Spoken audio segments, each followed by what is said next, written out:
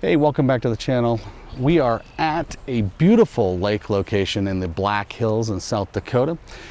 We were all hoping for, yes, and I said all, because we're still hanging with the travels of Red Rover, Shawn and Corinne, and they're off shooting, so is Shelley.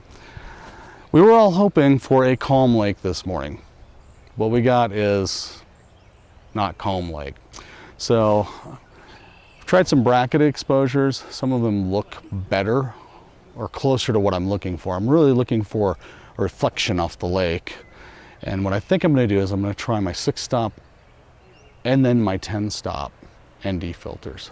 So I'm going to try my little stopper and my big stopper here. And here are those photos now. So I found this composition with a couple rocks in the foreground. I liked it. I tilted my 14 to 24 down towards those rocks. Okay, and I'll go over the composition in the field in a little bit. But this first set is a bracketed set that I took in and created a flat HDR file. So that gives me a lot more dynamic range to work with in post. So I always shoot one under, one over, and one at close to the correct exposure when I do an HDR bracket. So here's that HDR bracket put together in the single RAW HDR file. No post-processing on it. And it's not bad. I mean, for what I've got to work with. I didn't get exactly a clear shot of the lake where it's, you know, a mirror. And the clouds weren't great, but they were there. There was some interest in the sky. So here's what I did in post. Here again, the RAW is on the left. The processed HDR file is on the right. I went in, I did a lot of dodging and burning to get a little bit more detail to show up in the shadows and also in the highlights to knock those down where I didn't think they were appropriate. Anything that you just do in a normal darkroom situation. I actually like this photograph. I loved the composition too.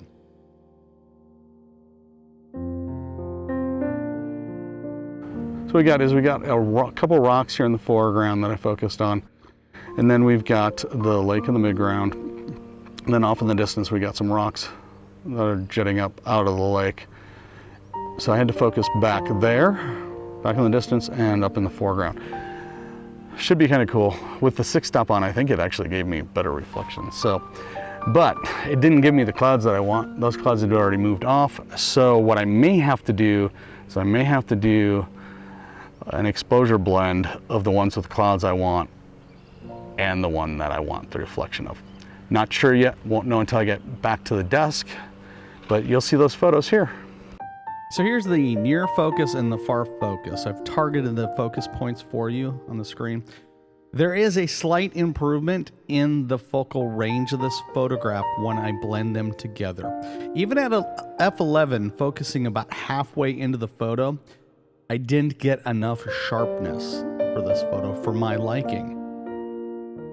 Leave a comment down below. Tell me what you think. Did the focus stack look better, or did the first composition and photograph look better? Shot 1 or shot 2? What do you think? They're the same composition, post-processed slightly differently because one's an HDR stack and one's a focus stack. So in case this location looks familiar to you, it's because it was a filming location for the movie National Treasure 2: Book of Secrets. It was supposed to be located right behind the heads of the Mount Rushmore Memorial, which it's not.